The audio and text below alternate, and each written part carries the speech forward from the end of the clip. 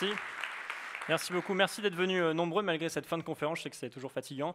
Donc merci d'être présent pour cette conférence à la découverte du code source du vaccin Pfizer-BioNTech. Alors, juste avant de commencer cette conférence, je voudrais faire un point sur ce dont cette conférence ne parlera pas, histoire que ce soit clair entre vous et moi. On ne parlera pas de l'utilité ou de la nécessité de la vaccination, ce n'est pas du tout l'objet de ce talk. Et on ne parlera pas non plus de biologie ou de biochimie. Alors ça va peut-être un peu vous surprendre, mais il se trouve que moi je ne suis pas du tout biologiste, je ne suis pas du tout biochimiste non plus. J'ai une formation de développeur, donc mes journées c'est plus de faire des lignes de JavaScript plutôt que de faire des codes de vaccins. Mais pour autant, j'ai fait cette conférence parce que j'ai lu énormément d'articles ces derniers mois qui parlaient justement de ce fameux vaccin, et j'ai trouvé que c'était tellement passionnant que j'ai voulu vous partager toutes mes découvertes dans cette petite conférence. Donc, pas de biologie, pas de biochimie, et je vous ai menti parce qu'en fait, un peu quand même. Il va bien falloir comprendre comment fonctionne un vaccin, comment fonctionne un petit peu le corps humain pour comprendre pourquoi on a un code source dans un vaccin, et donc je vous propose de débuter sans plus attendre. Vous avez sans doute déjà vu cette représentation, c'est le SARS-CoV-2, le virus du Covid-19, une boule avec des pics dessus, et ces pics, ça s'appelle en fait la protéine spike, ça fait qu'on peut reconnaître ce virus entre tous, grâce à cette protéine, on sait qu'il s'agit du SARS-CoV-2. Maintenant que vous avez vu ça, on va voir un petit peu comment fonctionne un vaccin classique. En général, on prend le virus de la maladie qu'on souhaite éradiquer. On va désactiver ce virus en laboratoire et puis on va l'injecter dans le corps pour lui apprendre à reconnaître ce virus. Le jour où il sera face à un vrai virus, le corps saura se battre contre ce virus et l'éliminer du corps. Ça, c'est pour un vaccin classique. Le vaccin de Pfizer, c'est un vaccin ARN. Et pour comprendre comment ça marche, il va falloir qu'on zoome un petit peu dans le corps humain. Alors, on va zoomer un coup. On va zoomer en fait beaucoup plus, ce sera mieux. Voilà, ça c'est pas mal là. Ok, je vous présente une cellule de corps humain. Alors, il y a plein de choses dans une cellule de corps humain, mais il y a deux choses qui vont nous intéresser aujourd'hui, vous allez voir, c'est relativement simple. C'est le numéro 1, donc le noyau, qui est au centre de la cellule, et le numéro 3, ce sont les ribosomes qui sont autour de ce noyau. Alors le noyau, il contient ce qu'on appelle le génome. Le génome, c'est une sorte de plan de fabrication de votre corps. On peut l'assimiler vraiment à une liste d'instructions de meubles Ikea. C'est comment on monte votre corps, comment on fabrique des protéines, en fait, tout simplement. Et les ribosomes, de leur côté, sont des unités de production de ces fameuses protéines. Et donc on peut les assimiler à des sortes d'usines de fabrication qui vont produire donc, des protéines en fonction d'un plan qu'on leur donne. Mais là, on a un premier problème, le noyau et les ribosomes, ils ne sont pas capables de communiquer tout simplement parce qu'ils ne sont pas au même endroit. Le noyau, c'est le noyau, et les ribosomes sont autour du noyau. Et évidemment, le génome n'a pas le droit de sortir, faire un tour pour aller dire bonjour au ribosome, et inversement, c'est strictement interdit. En fait, c'est tellement interdit qu'on n'a jamais accès au génome, il y a une seule molécule qui y a accès, et cette molécule, elle s'appelle l'acide ribonucléique. Alors c'est un nom un peu barbare, mais en gros, ce que cette molécule fait, c'est qu'elle fait une photocopie du plan qui est dans le génome, et puis cette molécule va se promener et aller à la rencontre du ribosome pour transmettre l'information et le plan de fabrication. Et cet acide ribonucléique, comme c'est un peu compliqué à prononcer, on l'appelle en fait plus généralement l'ARN messager. Et ça vous dit peut-être quelque chose, parce que c'est tout simplement ce qui est à la base justement de ce vaccin de Pfizer, un vaccin à ARN messager. Donc le but, c'est de prendre un vaccin, de mettre un plan de fabrication dedans, d'aller injecter ce plan de fabrication pour apprendre au corps à fabriquer une protéine. Et qu'est-ce qu'on va fabriquer comme protéine? Tout simplement la protéine spike du virus, puisqu'on veut apprendre à notre corps à la reconnaître. Donc voilà, vous savez comment fonctionne le code, comment fonctionne le vaccin. On va regarder maintenant à quoi ressemble ce fameux code, à quoi ressemble ce fameux plan du vaccin. Et bien voilà, vous le voyez défiler, alors c'est relativement court en fait, vous l'avez là en intégralité, ça fait 4284 caractères, et petite information pour briller en soirée, ça fait 16 tweets à peu près. Ça c'est super important à retenir, c'est vraiment l'information de ce talk. Mais voilà, tout ça pour vous dire que le code est finalement relativement court et relativement petit. Pour comprendre exactement de quoi est composé ce code, il faut comprendre un petit peu comment fonctionne l'ADN du corps humain. Alors vous avez l'habitude de le voir représenté comme ceci, hein, donc deux brins qui s'entrecroisent. Si on regarde d'un peu plus près, alors vous m'excuserez, c'est pas très beau, mais c'est relativement clair, ce sont deux brins avec des lettres dessus, et ces lettres, on appelle ça des nucléotides. Et ces nucléotides, elles sont donc composées de différentes lettres, et au milieu, on a l'ARN messager, lui qui est synthétisé, qui vient faire sa photocopie. Et ce qu'il faut retenir, c'est que cette photocopie, elle se fait à partir de 4 lettres uniquement. Exactement comme dans un code informatique, on a du binaire, des 0 et des 1. Dans le code de la vie, on a 4 lettres. On a la lettre A, la lettre U, la lettre G et la lettre C. Et si on regarde le code de notre vaccin, on se rend compte que ça marche. On a effectivement la lettre G, on a effectivement la lettre A, on a effectivement la lettre C. On n'a pas la lettre U, tiens, on a un problème. On a la lettre psi à la place, qui est une lettre grecque. Et ça, c'est tout simplement parce que, malheureusement ou heureusement, je ne sais pas, mais le corps humain est équipé d'un antivirus dont la base virale VPS est à jour. Et ce qui fait qu'on ne peut pas en fait injecter un ARN messager externe comme ça, ni vu ni connu. Le corps humain reconnaît ça très rapidement, surtout s'il y a la lettre U d'origine. Par contre, si on remplace la lettre U par une lettre psi, qui est donc une autre molécule légèrement modifiée, Eh bien là, cette fois-ci, le corps n'y voit que du feu, et mieux encore, le ribosome, quand il va produire sa protéine, il va la produire exactement comme si c'était un U. Donc exactement comme parfois on utilise des exploits dans certaines failles de sécurité informatique, où on modifie des petits bouts de code pour ensuite faire la même exécution pour bypasser un firewall. Le corps humain, on peut faire la même chose avec. Je ne sais pas si c'est rassurant, mais en tout cas, on est capable de faire la même chose. Donc voilà, maintenant qu'on a vu un petit peu de quoi est composé le code, vous allez voir, il est composé en fait de 6 parties distinctes. On va les analyser, on va les regarder tranquillement tous ensemble. Et je vous propose de commencer avec le tout premier bout de ce code, qui est donc la coiffe ou le cap. Et en fait, ça fait juste 2 lettres. C'est les 2 premières lettres du code, c'est les lettres G et A, qu'on peut comparer un peu au Shebang qu'on trouve dans un fichier Unix, qui permet à un système de savoir que ce fichier est prévu pour être exécuté sur un système Unix, et il a été créé sur un système Unix. On fait la même chose avec le code du vaccin. On va mettre la lettre G et A pour dire, voilà, ce code provient bien d'un corps humain, fais-moi confiance. Donc en fait, on va légitimer la provenance du code grâce à ces 2 premières lettres. Donc ça lui donne une apparence de code légitime. Une fois qu'on a passé cette coiffe, ce tout premier début de code, on peut attaquer la deuxième partie. Alors elle a un nom un peu barbare, la région 5' non traduite, mais en fait ce qu'il faut retenir, c'est que c'est une zone de métadonnées. Donc c'est une zone qui va contenir par exemple la quantité de protéines qu'il va falloir produire, quand est-ce qu'il va falloir les produire. Et là dans le cadre ici, ça vient de l'alpha-globine. Alors ça a été copié d'une autre protéine qu'on produit souvent et beaucoup en grosse quantité, tout simplement pour maximiser la production de notre fausse protéine spike par la suite. On est venu copier-coller ce bout de code. Et cette région elle a un deuxième intérêt, elle sert également de zone d'assise pour notre ribosome que vous voyez ici donc en jaune et en... Il n'a pas voulu, c'est pas grave. Ok, il veut pas. Bon, vous le voyez ici en jaune, peut-être là on va le voir. Voilà. Pas. Bon, c'est pas grave. Vous voyez en tout cas en jaune ici, normalement il y a la partie verte du ribosome qui vient s'asseoir en fait sur le brun pour créer en fait la molécule, la protéine qu'on veut produire. Donc ensuite, on peut attaquer la partie signal de notre vaccin, c'est la troisième partie. Mais avant ça, je voudrais qu'on fasse une petite pause et qu'on remplace toutes les lettres psi par des lettres U. Ça nous permettra ensuite de comparer ça plus facilement avec le code d'origine de la protéine spike. Vous allez voir, comme ça, on pourra voir s'il y a des similitudes et des différences. Et on va faire un autre truc. En informatique, on a l'habitude de grouper 8 bits pour former un octet. On va faire la même chose ici, on va grouper à chaque fois 3 nucléotides. Et 3 nucléotides vont former un codon. Et un codon, c'est équivalent à un acide aminé qu'on va mettre dans notre protéine. Et ce qui est hyper cool, c'est qu'il y a un tableau de comparaison qui existe. Alors malheureusement, il n'a pas envie d'apparaître. Ça, c'est bizarre. Je vais redémarrer mon PowerPoint, je suis désolé pour cette petite interruption. On est censé le voir. Donc, Ah bah j'ai une erreur instable qui s'est produite, ça explique peut-être. Je suis vraiment désolé, on va redémarrer. C'est les aléas du direct, vous savez, ce sont des choses qui arrivent. Hop, je relance tout de suite. Hop. Il n'a pas envie que je dévoile les secrets du vaccin, je pense que ça doit être pour ça. Hop, et on va le relancer. Et on va espérer que cette fois-ci ce soit la bonne. C'est en train de charger, ça devrait fonctionner. Hop. Et ben voilà, là maintenant on a le code, alors voilà, c'est super. Donc ça c'est notre tableau de comparaison, donc je reprends où j'en étais. On va former donc un ensemble de codons pour fabriquer un acide aminé. Et donc on a un tableau de correspondance qui existe. Le corps humain connaît ce tableau de correspondance par cœur. Nous par contre on va s'appuyer sur un tableau Wikipédia, c'est un peu plus simple. Et vous allez voir en fait c'est assez simple de comprendre comment ça fonctionne. Si je prends un codon au hasard, CAG par exemple, on va aller lire la ligne C, on va aller dans la colonne A, et puis on va lire la troisième ligne C, et on voit qu'on va produire du glutamine, donc c'est un acide aminé commun. Et en fait, c'est finalement assez simple de trouver quel acide aminé on va produire à partir de la chaîne de codons. Donc maintenant que vous avez toutes ces informations, on va pouvoir regarder un petit peu comment fonctionne le code de ce vaccin et en quoi est-ce qu'il serait potentiellement différent de celui du virus. J'ai oublié cette partie-là. Cette partie signal, elle sert d'étiquette d'expédition, exactement comme une étiquette que vous mettez sur un colis Amazon pour savoir où il va. Et bien, de la même manière, on a cette partie signal qui sert d'étiquette d'expédition pour dire voilà, cette protéine doit aller dans telle partie du corps par la suite.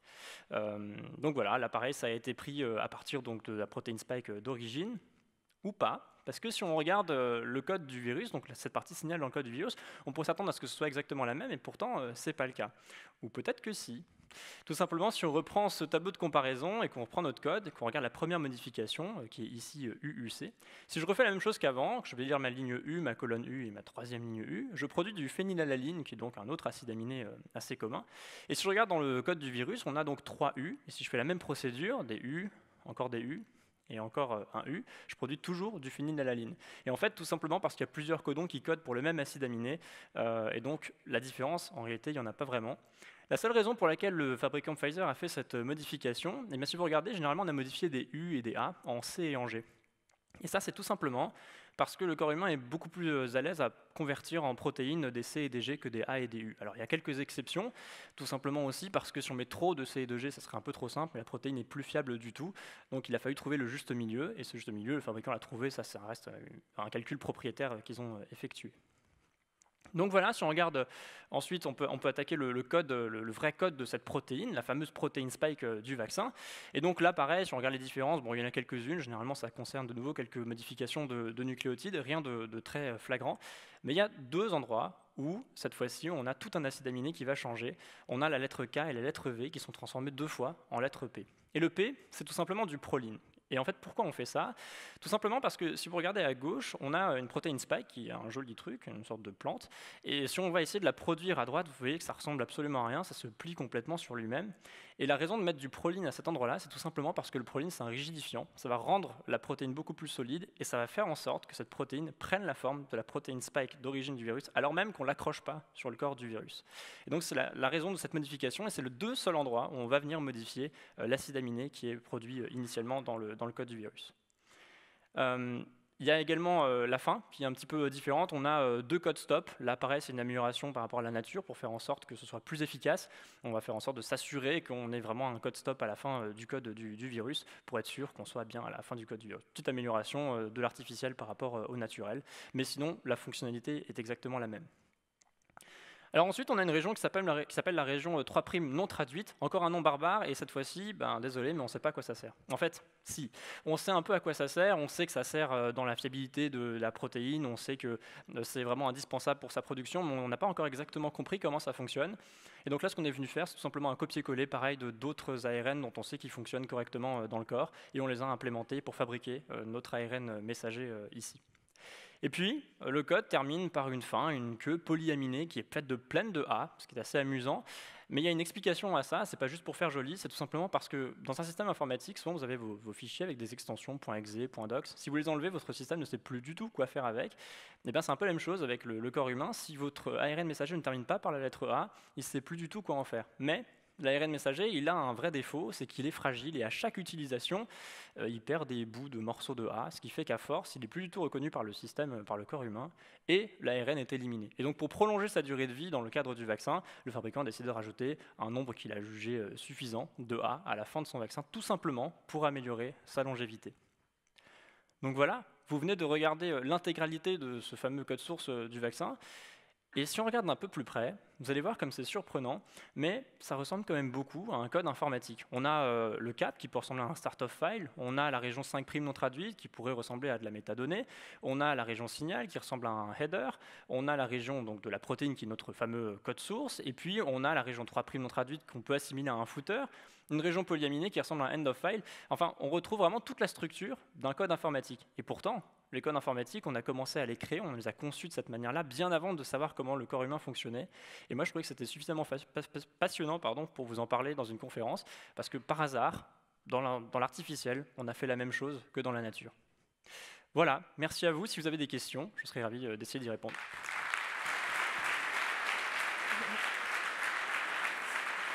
Merci Colin.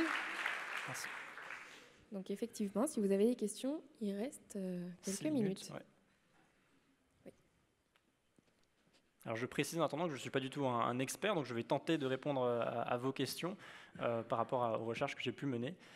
Mais n'ayez pas peur de poser des questions, c'est toujours, on apprend tous ensemble, c'est le principe. Bonjour. Bonjour. Merci pour cette présentation très intéressante. Merci.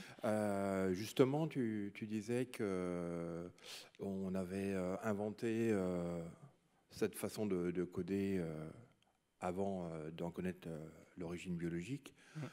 Turing a fait des études justement sur le génome.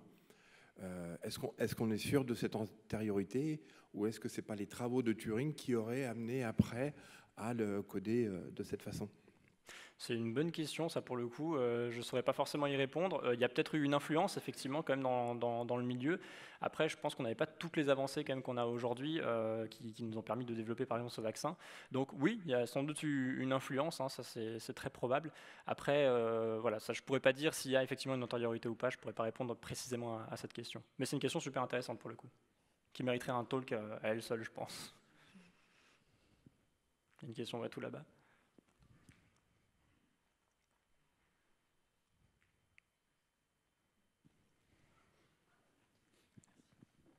Bonjour, merci pour la présentation déjà.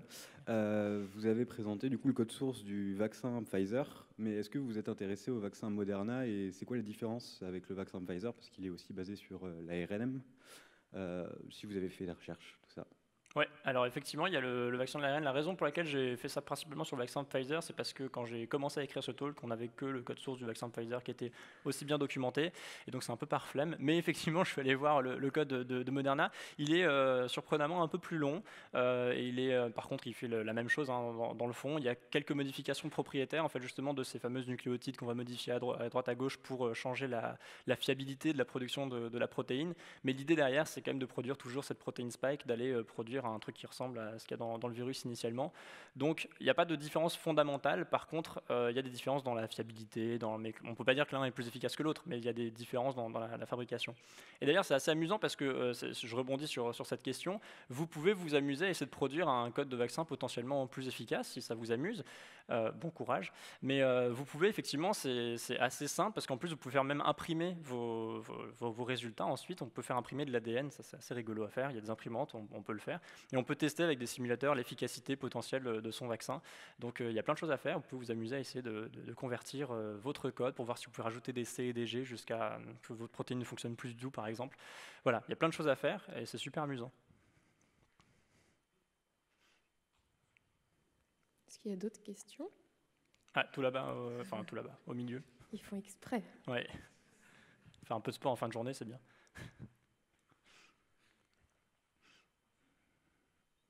Ah, je crois que...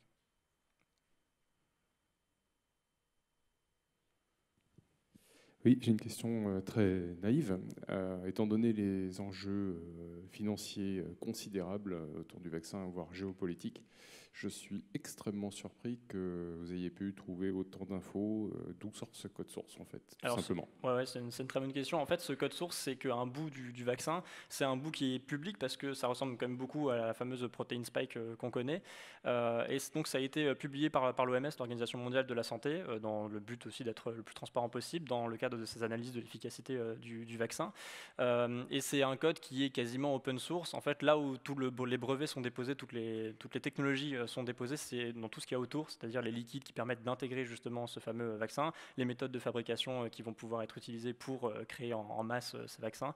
Et donc effectivement, c'est pas dans le code source lui-même qu'on a présenté là, qui n'est qu'un bout, qui est en fait que la partie de la protéine qu'on veut produire, mais c'est tout ce qu'il y a autour, les liquides permettent d'intégrer ce fameux code source, la quantité qu'on va mettre dedans, etc. Là, il y a des enjeux effectivement, pour le coup, ça c'est tenu secret. Je vous ai pas montré l'intégralité du code parce qu'effectivement, je vous ai montré tout ce qui est code, mais je vous ai pas montré tout ce qu'il y a autour parce que ça, on l'a pas.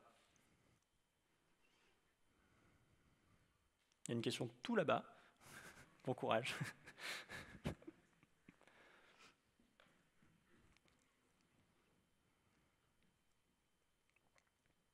Ouais, déjà merci, c'était super intéressant.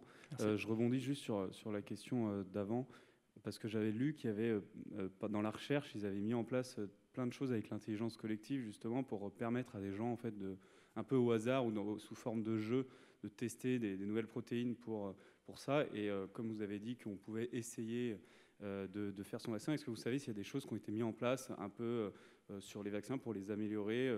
Est-ce qu'il y a des groupes qui se sont créés ou est-ce que ça a été poussé un peu par les autorités pour utiliser l'intelligence collective et un peu de tout le monde pour ça, quoi?